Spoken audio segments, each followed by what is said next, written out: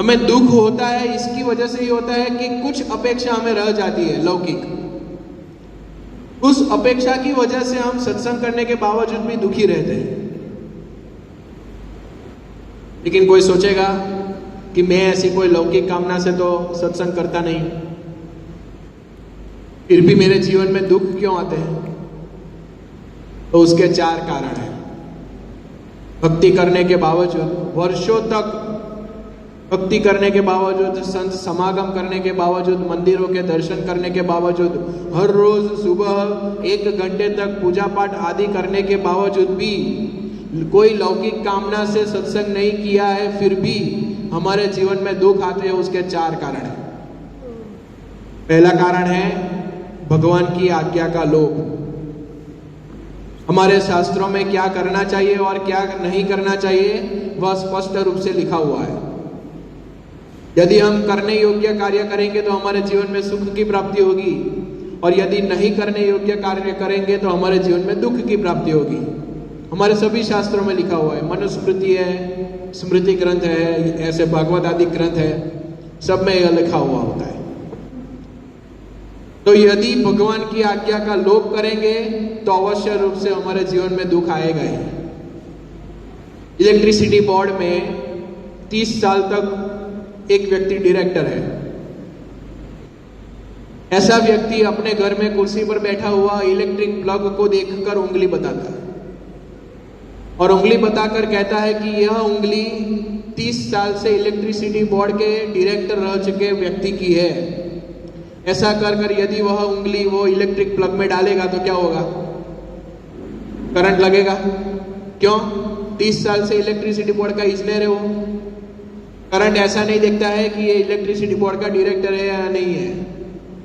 Current के जो rules होते हैं वो सभी को समान है।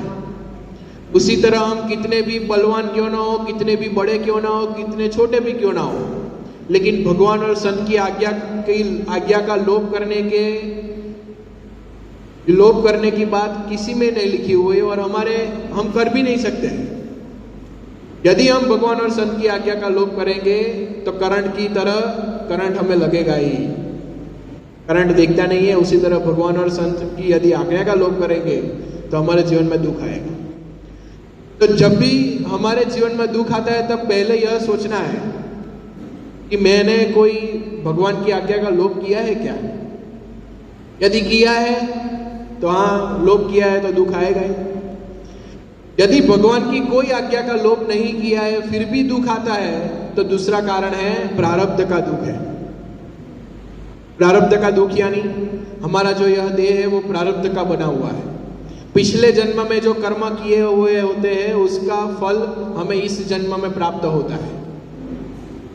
इस जन्म में भी बचपन से लेकर आज तक जो भी हम कर्म करते हैं उसके फल हमें भुगत नहीं पड़ते हैं, उसे प्रारब्ध कर्म कहा जाता है। यदि बुरे कर्म पिछले जन्म में किए या इस जन्म में किए हैं तो उसका फल हमें दुख ही मिलेगा। तो यदि हमारे जीवन में दुख आए तो यह सोचना है कि यह प्रारब्ध का दुख है। बस सभी व्यक्ति को भुगतना पड़ता है। इसमें कोई बाकात नहीं है कि धनवान है तो उसे प्रारब्ध का कर्म नहीं मिलेगा, ऐसा नहीं है। प्रारब्ध के कर्म के फल का प्राप्ति सभी को मिलती है। एक व्यक्ति था, प्रारब्ध के कर्म को भुगतने में नास्तिक व्यक्ति से ज्यादा आस्तिक व्यक्ति को फायदा है। आस्तिक को फायदा क्या है कि वह भगवान और संत के आश्रय में, अतः भगवान और संत प्रारब्ध कर्म के रूप में कंसेशन देते हैं। नास्तिक को ऐसा कंसेशन नहीं मिलता है, लेकिन भक्त को मिलता है। भगवान स्वामीनारायण ने अपने उपदेश ग्रंथ में एक दृष्टांत दिया हुआ है। एक नगर में 4 चोर थे, साथ में ही रात को चोरी करने जाया करते थे। 4 चोरों में एक चोर ऐसा था जो संत समागम करता था, क्योंकि दिन में चोरी कर नहीं पाते थे तो दिन में संत समागम करता था, रात को चोरी करता था। एक दिन संत समागम करके वो घर पर आ रहा था, वन में से पसार हो रहा था, तभी उसके पैर में एक कांटा लग गया और कांटा इतनी बुरी तरह से लगा कि पूरा पैर सूज गया उसका। अतः उस रात को वह चोर चोरी करने के लिए जा नहीं सका। उस रात बाकी के 3 चोरों ने राजा के वहां डाका डाला और बड़ा खजाना लूटा और तीनों में आपस में बांट लिया। तीनों चोर सुखी हो गए, राजा का खजाना लूटा था। यह बात यह चौथे चोर के परिवार को मालूम होती है।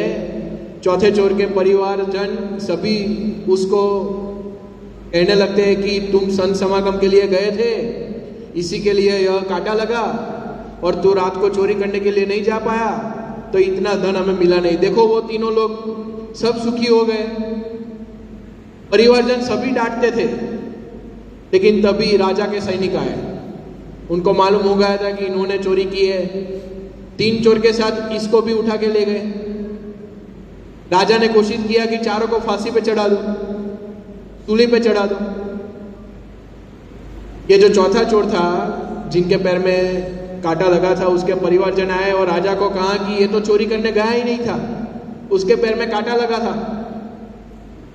दिन में जो संत समागम किया था वो महात्मा ने भी राजा से कहा कि हाँ मेरी कथा में यह बैठा था।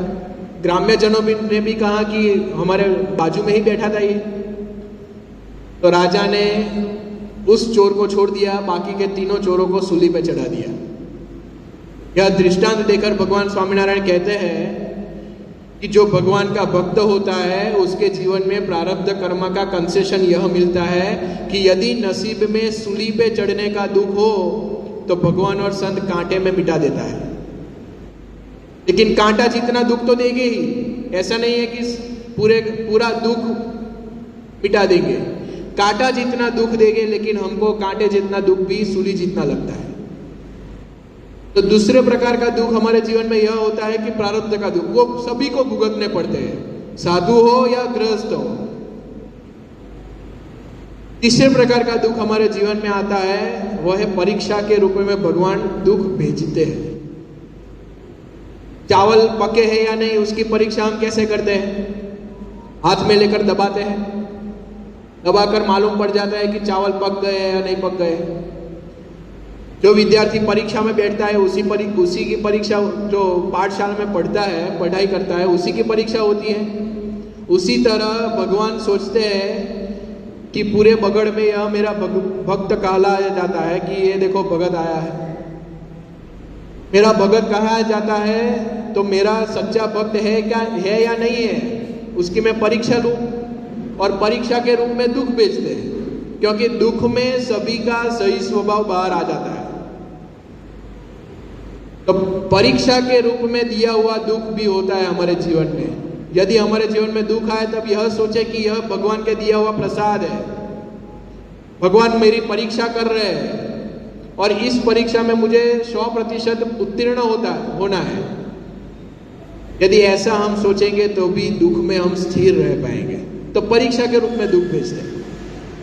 और चौथे प्रकार का दुख होता है, वो है दोषों की निवृत्ति के लिए दुख भेजते हैं।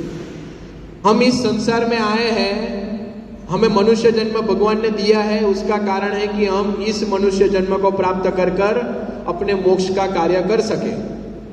लेकिन हमें मोक्ष से दूर ले जाती है माया। यह जो माया है, हमारे जो दोष है, वो हमें मोक्ष से दूर ले जाते हैं, भगवान और संत से दूर ले जाते हैं। हम जगत में आसक्त न हो जाए, यह माया हमें फैल न जाए हमारे में। इसकी वजह से यह माया को टालने के लिए, हमारे दोषों की निवृत्ति के लिए भगवान दुख भेजते हैं। भगवान स्वामीनारायण के अनुगामी संत गुणातीतानंद स्वामी जी, उन्होंने कहा है अपने उपदेश में कि अंत में भगवान के भक्त को रोग देकर भी निर्वासनिक करेंगे।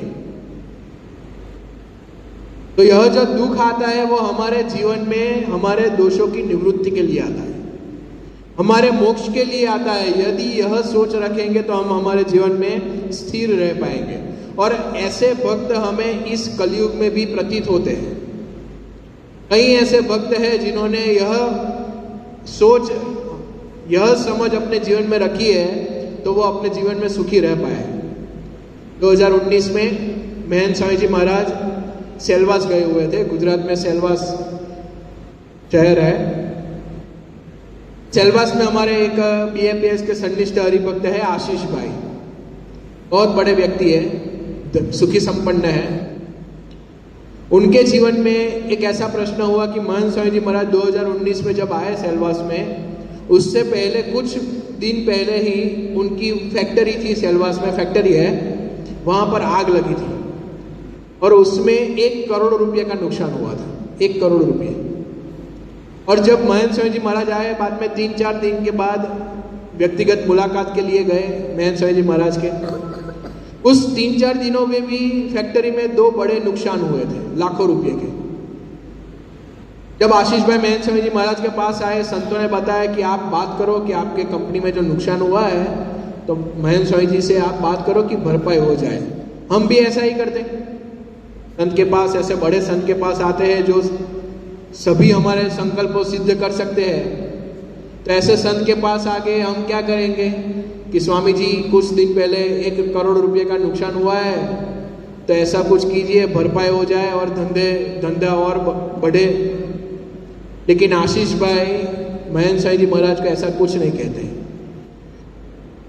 बल्कि आशीष भाई महंत स्वामी जी महाराज का आभार व्यक्त करते हैं कि स्वामी जी आपका आभार कि जो कंपनी में आग लगी थी, वो जो पुराना माल था, जो कचरे का माल था, उसी में लगी थी। कचरे के माल में भी 1 करोड़ रुपए का नुकसान हुआ था। लेकिन आशीष भाई कहते हैं कि आपका आभार कि जो आग लगी थी वो कचरे के माल में लगी थी, अच्छा माल तो बच गया है। ऐसी समझ उन्होंने रखी। और बाद में आशीष भाई ने कहा कि अब मुझे मेरे जीवन में समझ आ गई है कि मेरे मस्तक पर भगवान और संत बैठे हैं, भगवान और संत मेरी चिंता करते हैं, मुझे अब कोई चिंता जीवन में नहीं है। मेरे जीवन में कई मुश्किलें आई, लेकिन अब मुझे मालूम हो गया है कि भगवान और संत ही यह मुश्किलें मुझे दे रहे हैं, यह दुख भगवान और संत ही दे रहे हैं। तो इस समझ से मुझे जीवन में अभी शांति है। तो यदि हम ऐसा सोचेंगे कि हमारे जीवन में जो भी कुछ दुख आते हैं वो भगवान और संत ही भेजते हैं, और भगवान और संत जो करेंगे वो हमारे अच्छे के लिए ही करेंगे। हम भगवान से प्रार्थना करते हैं या कुछ मांगते हैं तो उसमें हमारी खोट है, कुछ नुकसान ही है हमारा। यदि हम भगवान से मांगेंगे तो नुकसान ही करेंगे। एक दृष्टांत से समझते हैं। एक बच्चा था, वो अपने पिता के साथ बाजार में गया, पिता के मित्र की दुकान आई, वहां पर वे खड़े रहे। बच्चे ने देखा कि पिता के जो मित्र थे उनकी दुकान में बहुत चॉकलेट थी। उनमें से एक चॉकलेट बच्चे को बहुत पसंद आई। वो जो पिता के मित्र थे उन्होंने कहा कि तुझे यह पसंद आई है तो तू ले ले, अपनी तरह से जितनी चाहिए उतनी ले ले। तब वह बच्चा कहता है कि नहीं चाचा जी, आप मुझे दीजिए। तो दुकान मालिक कहता है कि नहीं, तुझे जितनी चाहिए उतनी ले लेना। बच्चा कहता है कि नहीं चाचा जी, आप ही मुझे दीजिए। तो चाचा जी ने क्या किया, पूरी वो चॉकलेट की जो बॉटल थी वो खोली और बच्चे ने अपनी जो टी शर्ट पहनी हुई थी वो लंबी की। तो चाचा जी ने पूरी चॉकलेट की बोतल उसके टी शर्ट में खाली कर दी। बाद में पिता के जो वो मित्र थे उन्होंने बच्चे से पूछा कि मैंने जब कहा कि तुम अपनी आप से ले लो, अपने आप से, तो तूने अपने आप क्यों नहीं लिया? तब बच्चे ने कहा कि यदि मैं अपने आप से लेता तो मेरी मुट्ठी तो छोटी है, तो मेरे अपने आप से तो कम ही चॉकलेट आएगी, और आप यदि दोगे मुझे तो आप तो ज्यादा ही दोगे मेरे से, इसीलिए आपसे मांगा। छोटा सा बच्चा भी हमें यह सिखाता है कि यदि हम भगवान और संत से हम मांगेंगे तो कम ही मांगेंगे, लेकिन भगवान और संत अपने आप से देंगे तो ज्यादा ही देंगे, हमसे तो ज्यादा ही देंगे। तो हमें सिर्फ प्रार्थना यही करनी है भगवान और संत से कि हे भगवान, आपको जो देना है वो दो, मुझे यह चाहिए ऐसा मांगो। ऐसा हम यदि मांगेंगे तो जीवन में भविष्य में दुख भी आ सकता है, क्योंकि हम भविष्य का देख नहीं पाते हैं। जिस वस्तु की हम मांग करते हैं वही वस्तु भविष्य में हमें दुख देने वाला होता है। यह हमें मालूम नहीं है, भगवान और संत को मालूम है। हमें सिर्फ इतना ही कहना है कि आपको जो देना है वो दो, तो भगवान और संत हमारा जो अच्छा होगा भविष्य में वैसा ही देंगे। भगवान और संत कभी भी हमारा बुरा नहीं करते हैं, वो हमारे अच्छा ही करेंगे। तो ऐसा आश्रय यदि हम करेंगे तब हम हमारे जीवन में सुखी होंगे। एक बार दुख की यह बात चल रही है कि हमारे जीवन में दुख आते हैं भक्ति करने के बावजूद भी। राजसूय यज्ञ हुआ था, भागवत में बात आती है। राजसूय यज्ञ युधिष्ठिर कर रहे थे, पांडव। उस यज्ञ में युधिष्ठिर ने एक बार श्री कृष्ण भगवान से प्रश्न पूछा कि आप लक्ष्मी के पति हो, स्वयं लक्ष्मी आपकी पत्नी है, लेकिन संसार में यह दिखाई देता है कि आपके जो भक्त है वो ज्यादा धनी नहीं है, धनवान नहीं है। ऐसा क्यों? आप स्वयं लक्ष्मी के पति हो तो आपके भक्त को भी लक्ष्मी तो मिलनी ही चाहिए, लेकिन ज्यादातर आपके भक्त धनवान नहीं होते हैं, इसका कारण क्या है? तब श्री कृष्ण भगवान कहते हैं युधिष्ठिर को, यस्याहम अनुगृह्णामि हरिष्ये तद धनम शनैः। श्री कृष्ण भगवान क्या कहते हैं? जिस पर मैं कृपा करता हूं उसका धन मैं छीन लेता हूं। तो हम यदि हमारे धंधे में नुकसान हुआ, हमारी नौकरी छूट गई या धन की प्राप्ति हमें नहीं हुई, तो श्री कृष्ण भगवान कहते हैं ऐसा मानना चाहिए कि भगवान का प्रसाद आया हुआ है। ऐसा क्यों करते हैं भगवान? श्री कृष्ण भगवान ने आगे कहा है कि उसका धन मैं छीन लेता हूं, बाद में वह धन प्राप्ति के लिए प्रयास करता है तो उसका वह प्रयास भी मैं असफल कर देता हूं और प्रयास करता है। सभी प्रयास जब मैं असफल कर देता हूं तब अंत में वह भक्त मेरे सच्चे संत के समागम करता है और तब मैं उस पर कृपा करता हूं, उससे उसके जीवन में शांति रहती है। तो हमारे जीवन में कुछ भी दुख आए, यह मानना चाहिए कि यह भगवान का दिया हुआ प्रसाद है। ऐसी समझ रखेंगे तो भी हम हमारे जीवन में स्थिर रह पाएंगे। यह हमें भागवत सिखाता है। तो भगवान और सच्चे संत की शरण, उनका आश्रय ऐसे अपेक्षा रहित करेंगे, सच्चे मन से यदि हम प्रार्थना करेंगे, लौकिक कामना से अतिरिक्त हम प्रार्थना करेंगे, केवल हमारे जीव के मोक्ष के लिए प्रार्थना करेंगे, आत्यंतिक कल्याण के लिए आश्रय करेंगे, तो हम जीवन में सुखी रह पाएंगे। लेकिन भागवत अब एक बहुत ही महत्व की बात कहता है।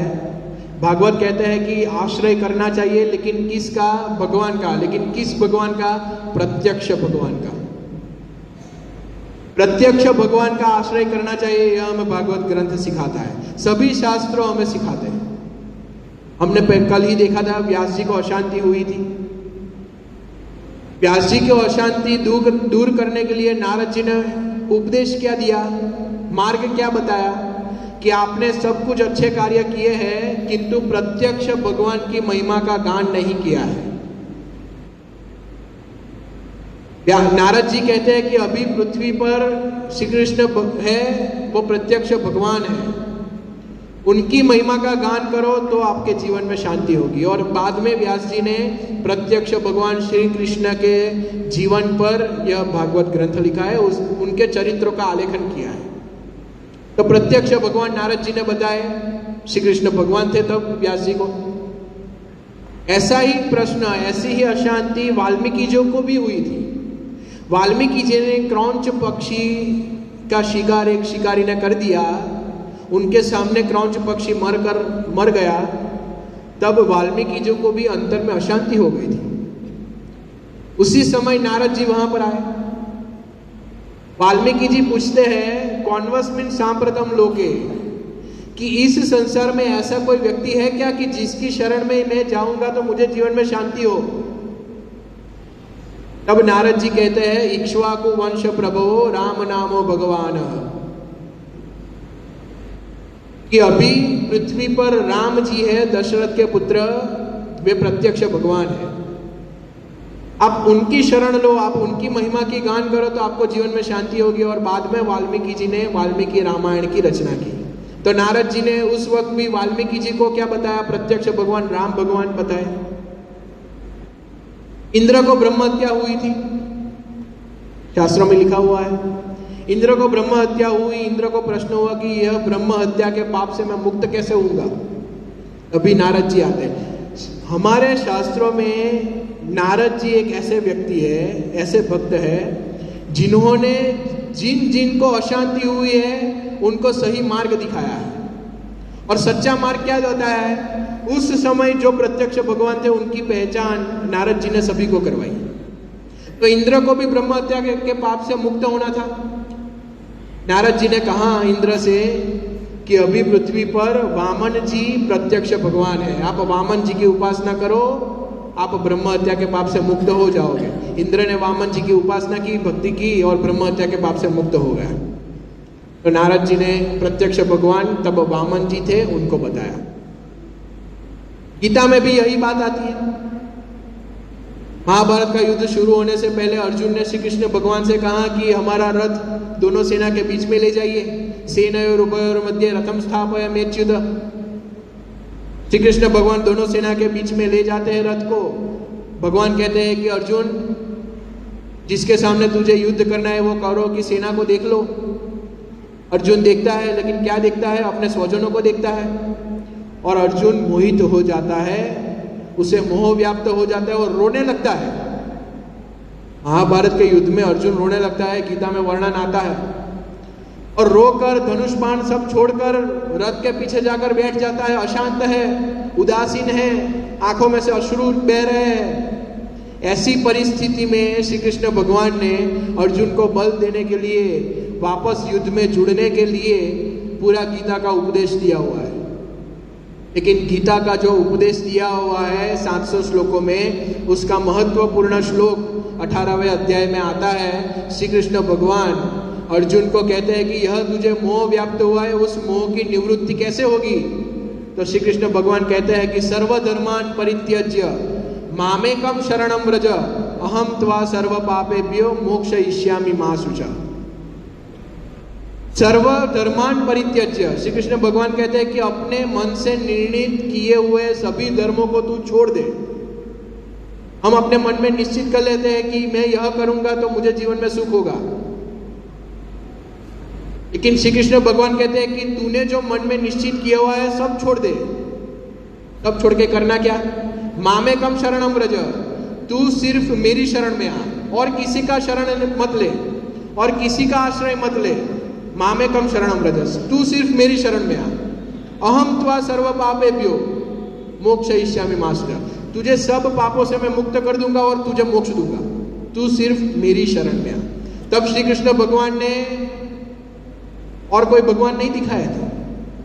श्री कृष्ण भगवान ने कहा कि अभी मैं प्रत्यक्ष भगवान हूं, तू मेरी शरण में आ जा, तेरा मोक्ष होगा। तो हमारे सभी शास्त्रों में आश्रय की जब बात आती है, शरण की बात आती है, तब प्रत्यक्ष भगवान की ही बात आती है। तो आश्रय तो प्रत्यक्ष भगवान का ही करना चाहिए। भागवत कहता है, रामायण कहता है, गीता कहते हैं। तो हमें यह प्रश्न होगा कि अभी प्रत्यक्ष भगवान कहां से लाएंगे। राम भगवान तो 21 लाख वर्ष पूर्व हो गए, श्री कृष्ण भगवान भी 5000 साल पहले हो गए। कलयुग में क्या, कई लोगों की यह मान्यता रहती है कि कलयुग में भगवान प्रकट नहीं होते हैं, लेकिन यह गलत बात है। कई लोग त्रियुगी नारायण कहते हैं भगवान को, कि 3 ही युग में भगवान अवतार धारण करते हैं। कौन से 3 युग में, सतयुग, त्रेता युग और द्वापर युग। 3 युग में ही भगवान आते हैं, कलयुग में कभी भी भगवान नहीं आते। बड़े बड़े संप्रदाय है वह भी यह मान्यता रखते हैं, लेकिन शास्त्रों में यह बात लिखी हुई नहीं है। सर्वमान्य ग्रंथ भगवत गीता, भगवत गीता के 4थे अध्याय में 8वें और 9वें श्लोक में श्री कृष्ण भगवान ने अर्जुन को कहा, प्रसिद्ध श्लोक है जो भारत के बच्चे बच्चे को भी आता है। क्या श्लोक है, धर्म संस्थापनार्थाय संभवामि युगे युगे। श्री कृष्ण भगवान ने क्या कहा, संभवामि युगे युगे, प्रत्येक युग में भगवान अवतार धारण करते हैं। उन्होंने ऐसा नहीं किया कि 3 ही युग में करते हैं। श्री कृष्ण भगवान ने कहा कि प्रत्येक युग में करते हैं, तो कलयुग आ ही जाएगा। दूसरे विचार से सोचते हैं, श्री कृष्ण भगवान कहते हैं कि भगवान का अवतरण किस हेतु से होता है? धर्म संस्थापनार्थाय, धर्म की स्थापना की वजह से। धर्म की स्थापना कब करनी पड़ती है? जब अधर्म का विस्तार होता है तब। तो सबसे ज्यादा अधर्म का विस्तार किस युग में होता है? कलयुग में। सतयुग में तो धर्म का ही स्थापन है। सबसे ज्यादा अधर्म का विस्तार कलयुग में होता है। अभी कलयुग को सिर्फ 5,500 साल हुए, लेकिन अब विस्तार तो देखिए अधर्म का। 8 अब्ज में से 2.5 अब्ज व्यक्ति नास्तिक है। पूरे कर्म करने में कोई हिचकिचाहट नहीं है। तो कलयुग में सबसे ज्यादा अधर्म रहता है, तो भगवान को प्रत्यक्ष कब होना पड़ेगा? गीता के आदेश अनुसार कलयुग में। तो भगवान प्रत्येक युग में जन्म धारण करते हैं। तो कलयुग में भी संवत 1837 में सन 1781 में अयोध्या के नजदीक का छपया गांव है, वहां पर भगवान स्वामीनारायण ने अवतार धारण किया है। आज से 250 साल पहले, 242 साल हुए एग्जैक्ट। भगवान स्वामीनारायण ने कलयुग में अवतार धारण किया, धर्म संस्थापनार्थाय संभवामि युगे युगे, धर्म के स्थापन के लिए। भगवान स्वामीनारायण ने स्वामीनारायण संप्रदाय की यह स्थापना की। 11 वर्ष की छोटी सी आयु में उन्होंने 7 वर्ष तक पूरे भारत की परिक्रमा कर कर गुजरात में आए और बाद में गुजरात में स्वामीनारायण संप्रदाय की स्थापना की। स्वामीनारायण संप्रदाय की स्थापना की और बाद में संप्रदाय का विस्तार किया 3 वजह से: मंदिर, शास्त्र और संत। हमारी संस्कृति टिकी रहती है मंदिरों की वजह से। तो मंदिरों की स्थापना भगवान स्वामीनारायण ने की, शास्त्रों की स्थापना की। शास्त्र की वजह से हमारी हिंदू संस्कृति का ज्ञान पीढ़ी व पीढ़ी वर्षों तक चला रहता है। संतों की रचना की। भगवान स्वामीनारायण ने अपने जीवन काल में 2000 त्यागी सन्यासी बनाए थे, जिनके पंच वर्तमान है। धन स्त्री के त्यागी है, ऐसे 2000 त्यागी बनाए थे। तो भगवान स्वामीनारायण कलयुग में प्रकट हुए, लेकिन भगवान स्वामीनारायण को भी देह त्याग हुए 200 साल हो गए।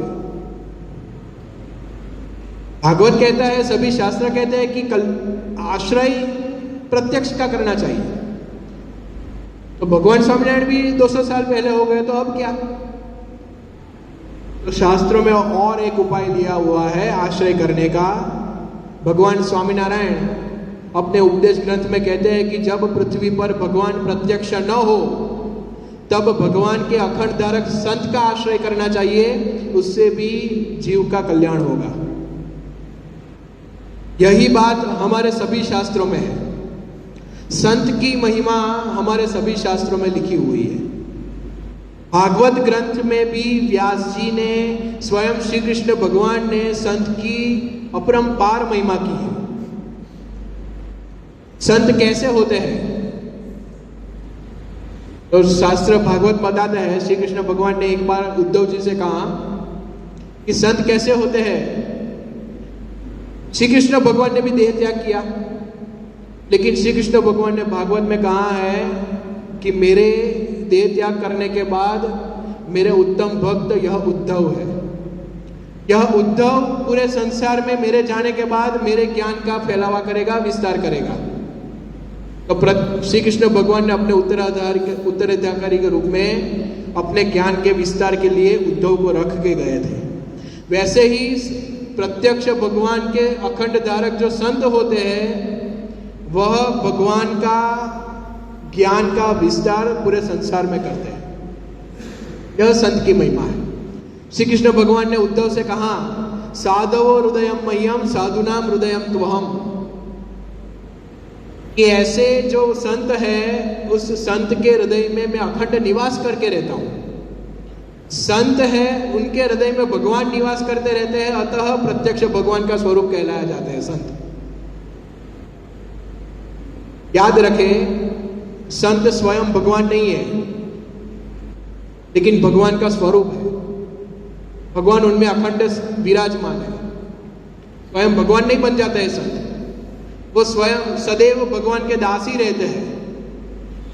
क्योंकि कई बार मान्यता जगत में चलती है कि ये लोग संत को भगवान की तरह पूछते हैं, भगवान की तरह पूछते हैं, लेकिन भगवान मानकर नहीं पूछते हैं, भगवान की तरह पूछते हैं, भगवान का स्वरूप मानकर पूछते हैं। हमारे यज्ञ में या फिर कहीं पर भी पूजा होती हो तब हम गंगा जल का पूजन करते हैं। गंगा जल का पूजन कैसे करते हैं? गंगा जल जो कमंडलू में भरा हुआ होता है वो कमंडलू का पूजन करते हैं ना, टीका लगाते हैं, तिलक लगाते हैं, पुष्प चढ़ाते हैं। वो कहां पर करते हैं? कमंडल पर। तो भाई पूजन गंगा जल का कर रहे हैं और टीका आप कमंडल को लगा रहे हो, ऐसा क्यों? क्योंकि हमें भावना है कि कमंडल का पूजन कर रहे हैं, लेकिन कमंडल के अंदर गंगा जल है तो गंगा जल का पूजन भी हो ही जाएगा। उसी तरह हम दर्शन संत के करते हैं, समागम संत का करते हैं, भक्ति आश्रय संत का लेते हैं, लेकिन संत के हृदय में भगवान अखंड रूप से विराजमान है, अतः संत के दर्शन से भगवान के दर्शन हो गए, संत के समागम से भगवान का समागम हो गया, संत के आश्रय से भगवान का आश्रय हो गया। यह हमारी बात नहीं है, शास्त्रों में लिखा हुआ है, साधवो हृदयम मह्यम साधुनाम हृदयम त्वम्। ऐसे संत के हृदय में भगवान अखंड निवास करके रहते हैं, अतः संत भगवान का प्रत्यक्ष स्वरूप है, उसे मानकर उनकी पूजा करेंगे, उनका आश्रय करेंगे तो भगवान का ही आश्रय होगा और उसी से हमारे जीवन में मोक्ष की प्राप्ति होगी। लेकिन ऐसे प्रत्यक्ष भगवान के स्वरूप संत को पहचानेंगे कैसे? भारत में, सिर्फ भारत में 80 लाख साधु सन्यासी है, 80 लाख। तो इन 80 लाख में से प्रत्यक्ष भगवान के स्वरूप को पहचानेंगे कैसे? क्योंकि साधु की परीक्षा क्या है? हम क्या मानते हैं कि भगवे कपड़े पहन लिए तो साधु हो गए, और जो साधु है वो सभी में प्रत्यक्ष भगवान तो है ही। लेकिन ऐसा नहीं है, भगवे कपड़े पहनने से साधु की बात सही है, सभी शास्त्रों में जो लिखा है कि संत में भगवान है वो सही बात है, लेकिन सिर्फ भगवे कपड़े पहनने से कोई साधु नहीं बन जाता है। कई लोग ऐसा, रावण किस कपड़े में आया था? सीता का हरण के लिए रावण किस कपड़े में आया था? यही भगवे कपड़े में आया था। तो क्या रावण के हृदय में भगवान अखंड विराजमान है? प्रत्यक्ष भगवान का स्वरूप कहेंगे रावण को? तो कपड़े से साधु की पहचान नहीं होती है। कई लोग ऐसा मानते हैं कि बड़े बड़े प्रवचन जो करते हैं, आख्यान देते हैं, वे प्रत्यक्ष भगवान का स्वरूप मान लेते हैं उनको। लेकिन हमारे शास्त्रों में, भागवत में भी ऐसा कहीं पे भी नहीं लिखा है कि जो प्रवचन करता हो, आख्यान देता हो, भगवे कपड़े पहन लिए हो, चमत्कार दिखाता हो, वो प्रत्यक्ष भगवान का स्वरूप है। ऐसा कहीं कोई शास्त्र में नहीं लिखा है। चमत्कार तो सभी दिखाते हैं। जादूगर, अभी हमने अजमेर से आ रहे थे तब अजमेर में एक रिक्शा के पीछे बोर्ड लगा हुआ था, बैनर लगा हुआ था कि जादूगर का आखिरी वीक है अभी, जादू के शो का, तो आप आइए देखने के लिए। तो जादूगर भी संसार में चमत्कार दिखाते हैं, तो जादूगर को प्रत्यक्ष भगवान का स्वरूप मान लेंगे? चमत्कार दिखाने से कोई प्रत्यक्ष भगवान का स्वरूप नहीं बन जाता है। सच्चे संत की व्याख्या, ऐसी कोई व्याख्या हम जो मानते हैं अभी, ऐसी कोई व्याख्या शास्त्रों में नहीं दी गई है। शास्त्रों में सच्चे संत के लक्षण बताए हैं। यदि यह लक्षण आपको जिस संत में दिखाई दे वह प्रत्यक्ष भगवान का स्वरूप है। भागवत में लिखा हुआ है, सच्चे संत के लक्षण देते हुए श्री कृष्ण भगवान बताते हैं, निरपेक्षम मुनिम शांतम निर्वैरम समदर्शनम अनुव्रजाम्यहम नित्यम पूयेत्यंग्रि रेणुभिः। जो निरपेक्ष है, जिनके जीवन में मान की अपेक्षा नहीं है, किसी वस्तु की अपेक्षा नहीं है, जो शांत है, जो सदैव भगवान में रत रहते हैं, जो निर्वैरम है, जिनको जीवन में कभी भी शत्रुता का भाव नहीं है, जिनके जीवन में कोई शत्रु नहीं है, जो समदर्शनम है, जो सभी में भगवान के ही दर्शन करते हैं, चाहे वो छोटा व्यक्ति हो, बड़ा व्यक्ति हो, ऐसे जो संत रहते हैं, श्री कृष्ण भगवान कहते हैं अनुव्रजाम्यहम नित्यम, मैं सदैव ऐसे संत के पीछे चलता हूं। पीछे क्यों चलते हो? श्री कृष्ण भगवान बताते हैं, पूयेत्यंग्रि रेणुभिः। संत चलते हैं तो जो उनकी चरण की रज धूली उड़ती है, मैं पीछे इसलिए चलता हूं कि वो धूली यदि मेरे मस्तक पर गिर जाए तो मैं भी पवित्र हो जाऊंगा। श्री कृष्ण भगवान स्वयं संत की ऐसी महिमा का गान करते हैं। तो लक्षण बताए हैं, निरपेक्ष है, शांत है, निर्वैर है, समदर्शनम है, ऐसे संत है, उसी में भगवान प्रत्यक्ष रूप से विराजमान होते हैं। रामचंद्र जी भगवान को 14 वर्ष का वनवास हुआ, वे वन में गए, शुरुआत के दिन थे, वन में वाल्मीकि जी के आश्रम में गए। वाल्मीकि जी के आश्रम में जाकर रामचंद्र जी वाल्मीकि जी से कहते हैं कि मुझे 14 वर्ष का वनवास है, तो आप 14 वर्ष तक वन में ऐसा कोई अच्छा सा योग्य उचित स्थान बताइए जहां पर मैं, सीता और लक्ष्मण जी रह पाए। तब वाल्मीकि जी मुस्कुराने लगते हैं। वाल्मीकि जी कहते हैं कि आप मेरी परीक्षा मत करिए भगवान, भगवान आपका निवास तो कण कण में है, भगवान सभी में विराजमान है, इस माइक में भी है, छोटे से बच्चे में भी है, बूढ़े व्यक्ति में भी है, सब में भगवान है। वाल्मीकि जी कहते हैं कि पृथ्वी पर ऐसा कोई स्थान नहीं है जिसमें आपका निवास न हो। लेकिन बाद में वाल्मीकि जी कहते हैं कि मैं ऐसा स्थान बताता हूं जिनमें रामचंद्र जी भगवान आप विशेष रूप से स्थित हो। विशेष रूप से यानी जिनके द्वारा आप प्रत्यक्ष रहते हो, जिनके हृदय में आप प्रत्यक्ष विराजमान रहते हो, ऐसा विशेष स्थान में बताता हूं। और बाद में वाल्मीकि जी कहते हैं, काम को मद मान न मोहा, लोभ न क्षोभ न राग न द्रोहा, जिनके कपट दंभ नहीं माया, तिनके हृदय बसहु रघुराया। तिनके हृदय बसहु रघुराया, आप उनके हृदय में विराजमान हो। किनके हृदय में? तो संत के लक्षण बताए गए, काम कोह मद मोह न मान न मोहा, जिनके हृदय में काम नहीं है, क्रोध नहीं है, मद नहीं है, मोह नहीं है, आशा नहीं है, तृष्णा नहीं है, लोभ नहीं है, ईर्ष्या नहीं है, मत्सर नहीं है, ऐसे कोई स्वभाव जिनमें दिखाई नहीं पड़ते हैं, जो इस संसार से विरक्त है, ऐसे सच्चे संत के हृदय में रामचंद्र जी भगवान आप अखंड विराजमान हो। तो ऐसे संत आज प्रमुख स्वामी जी महाराज और महंत स्वामी जी महाराज ऐसे संत हैं जिनके हृदय में भगवान विराजमान है। क्यों? हम कहते हैं इसके लिए नहीं, आप शास्त्र का पठन करो, शास्त्र में जो लक्षण बताए हैं वो प्रमुख स्वामी जी महाराज और महंत स्वामी जी महाराज के जीवन में तपास करो। आज महंत स्वामी जी महाराज है जिनके जीवन में हमें दिखाई देता है कि शास्त्रों में जो भी कुछ सच्चे संत के लक्षण बताए गए हैं वे सभी लक्षण महंत स्वामी जी महाराज में है। हमें दिखाई देता है यह संत महंत स्वामी जी महाराज ऐसे हैं जिनको कोई अपेक्षा नहीं है। संसार में सभी व्यक्ति को एक अपेक्षा रहती है, वह है मान की। छोटा बच्चा हो उसे भी मान की अपेक्षा तो रहती ही है। एक बच्चे को आप गोद में खिलाओगे तो दूसरा बच्चा दिखता रहेगा क्या? वो भी दौड़ के क्या करेगा? गोद में बैठने को ले आएगा। यदि हम गोद में नहीं बैठाएंगे तो उसको रोने लगेगा। क्यों? इसको आप खिला रहे हो गोद में बिठाकर, मुझे भी खिलाओ। मान है। छोटे से छोटे बच्चे में, इस संसार में जो भी कोई व्यक्ति आता है उसके जीवन में मान की अपेक्षा रहती है। लेकिन ऐसे संत, सच्चे संत है महंत स्वामी जी महाराज जिनके जीवन में मान की कोई अपेक्षा नहीं है। अतः उनके जीवन में मान हो, अपमान हो, कोई गाली गलौज दे दे, कोई सम्मान कर दे, इन सभी वस्तु की कोई कुछ पड़ी ही नहीं है उनको।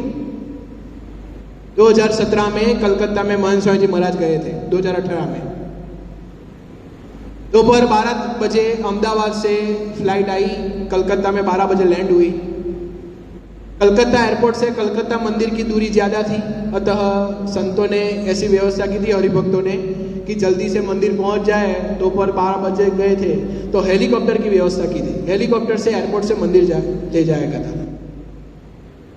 लेकिन 12 बजे आ गए, हेलीकॉप्टर भी था। महंत स्वामी जी महाराज हेलीकॉप्टर में बैठ भी गए, लेकिन कुछ विद्रोहियों ने कुछ प्रश्न किया था, उसकी वजह से हेलीकॉप्टर को उड़ने की परमिशन नहीं मिली। सब कुछ तय हो गया था पहले से, लेकिन फिर भी हेलीकॉप्टर को उड़ने की परमिशन नहीं मिली। हरिभक्तों ने प्रयास किए लेकिन परमिशन नहीं मिल रही थी। 3 घंटे तक महंत स्वामी जी महाराज एयरपोर्ट पर बैठे रहे हेलीकॉप्टर में, 3 घंटे तक। अब महंत स्वामी जी महाराज कौन है? PAPS संस्था के वर्तमान गुरु है। उनके 10 लाख से ज्यादा सत्संगी भक्त हैं। 10 लाख लोग उनको पूछते हैं हर रोज। इतने बड़े संत हैं जिनके हृदय में कभी भी किसी के भी लिए शत्रु भाव नहीं है।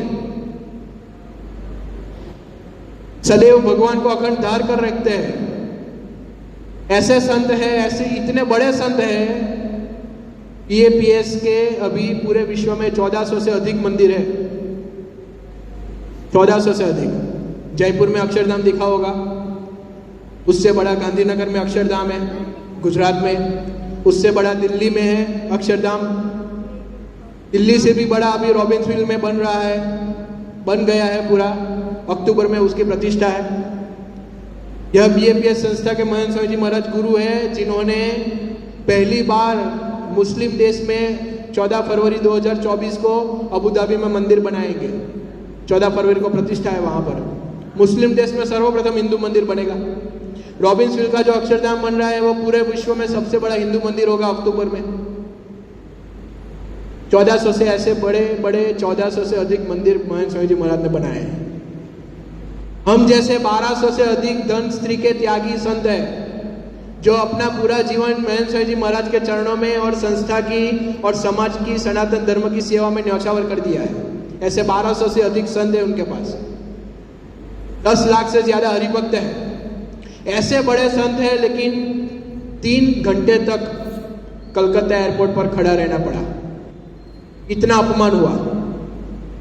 यदि गांव का कोई छोटा सा सरपंच, छोटे से गांव का छोटा सा सरपंच रहता है, उसको भी यदि ट्रैफिक पुलिस ने रोक दिया तो बवाल मचा देता है। झगड़ा करने लगता है कि मुझे पहचानता है, गांव का सरपंच हूं मैं। एक छोटे से गांव के सरपंच की भी यदि इतना मान सम्मान उसे चाहिए होता है, तो इतने बड़े गुरु है। 3 घंटे तक कोई भी कारण के बिना ऐसा अपमान एयरपोर्ट पर हुआ। 3 बज गए, हेलीकॉप्टर को उड़ने की तो परमिशन ही नहीं मिली। बाद में सोचा कि चलो अब गाड़ी में ही चले जाते हैं। 4:30 बजे, 1.5 घंटे लगा पहुंचने में। अभी तक दोपहर का खाना बाकी है। 88 साल की उम्र थी तब, 2018 में 86 साल की 86 साल की उम्र है।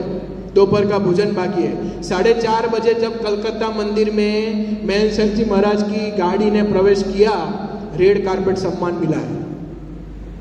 हजारों हरिभक्त महंत स्वामी जी महाराज पर पुष्पवृष्टि कर रहे हैं। सब उनका पूजन कर रहे हैं, सब जय जयकार कर रहे हैं।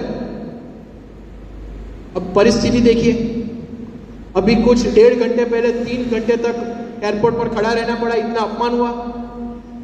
मंदिर में आकर हजारों के द्वारा ऐसा सम्मान मिला। रामचरितमानस और वाल्मीकि रामायण में प्रसंग आता है।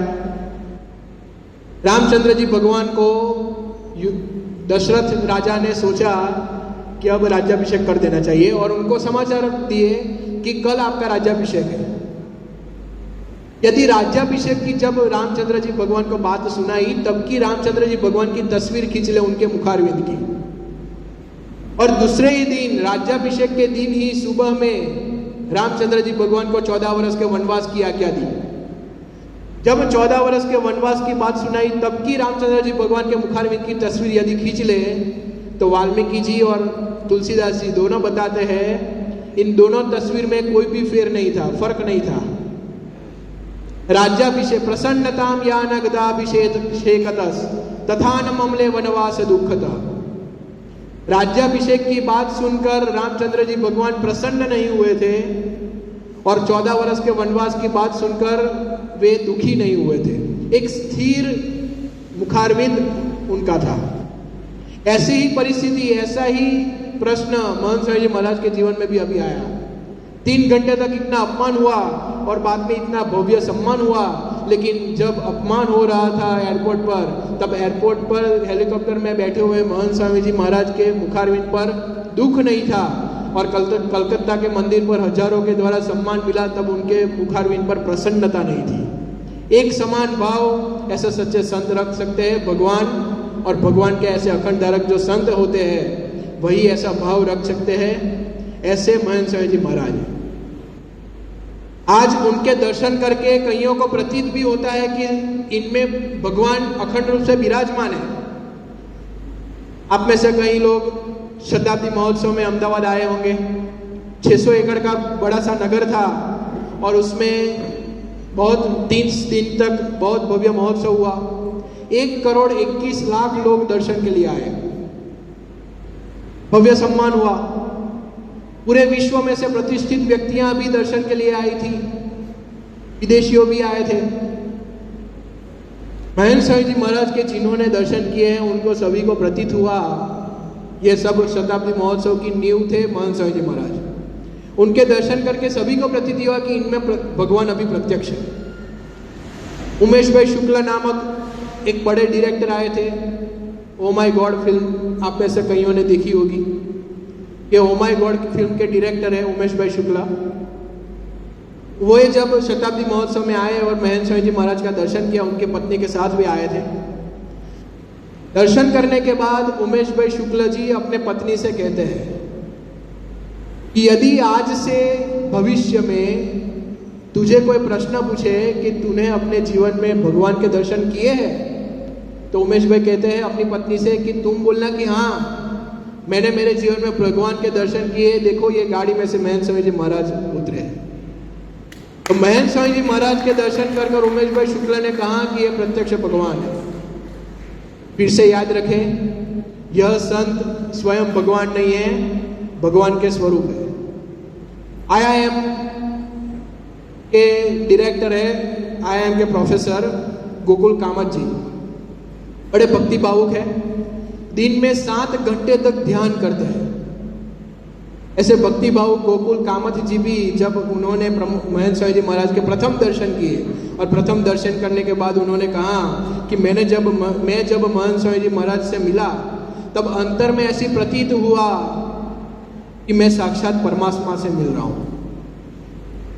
अबू धाबी का जो अभी मंदिर बन रहा है मुस्लिम देश में, इस अबू धाबी मंदिर के कंस्ट्रक्शन में एक RSP नामक एक कंपनी को काम दिया हुआ है। इस RSP के मैनेजिंग डायरेक्टर है मिस्टर लाई ह्यून पो। ये मिस्टर लाई मैनेजिंग डायरेक्टर है, अभी नास्तिक व्यक्ति है, चाइनीज है। वे महेंद्र स्वामी जी महाराज का दर्शन करने के लिए गुजरात के बड़ौदा में आए थे। उन्होंने महेंद्र स्वामी जी महाराज का दर्शन किया। दर्शन करने के बाद एक चाइनीज व्यक्ति, एक नास्तिक व्यक्ति कहता है, look I don't know about God, मैं भगवान के बारे में कुछ भी नहीं जानता हूं क्योंकि नास्तिक है। But the closest and the nearest I was with god was when I met Mahendra Swami ji Maharaj. मैं भगवान को नहीं जानता हूं, लेकिन भगवान से सबसे नजदीक होने का अनुभूति मुझे हुई जब मैं महेंद्र स्वामी जी महाराज से मिला। तो एक नास्तिक व्यक्ति को भी महेंद्र स्वामी जी महाराज में प्रत्यक्ष भगवान के दर्शन होते हैं। ऐसे सच्चे संत हमें मिले। भागवत आदि ग्रंथ कहते हैं कि ऐसे प्रत्यक्ष भगवान के अखंड धारक संत का आश्रय करना चाहिए, इनका समागम करना चाहिए, तो हमें जीवन में सुख प्राप्त होगी। परीक्षित का प्रश्न फिर से याद करते हैं जहां से भागवत की शुरुआत की थी। परीक्षित कहता है कि हमारे जीवन में मनुष्य को क्या करना चाहिए जिससे जीवन में सार्थकता की अनुभूति हो।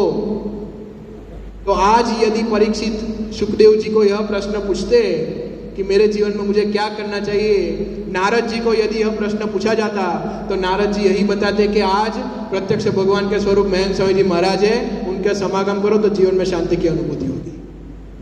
तो ऐसे सच्चे संत हमें मिले, ऐसा सच्चा सत्संग हमें मिला है। हमें करना क्या है? सिर्फ सत्संग करना है। सच्चे दिल से, सच्चे मन से, दृढ़ मन से सत्संग करना है।